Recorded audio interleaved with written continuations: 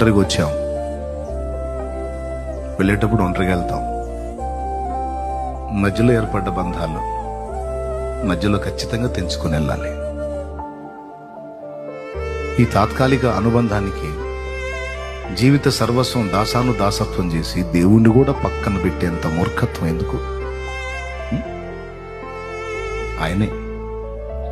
ఓ విశ్వాసి, ఓ దేవుని బిడ్డ, ఆయనే నీకు ముఖ్యం. కొంతసేపు కనబడి అంతలోనే మాయమయ్యి ఆవిరి వంటిదిరా ఈ జీవితం. లోకాన కాదేది శాశ్వతం.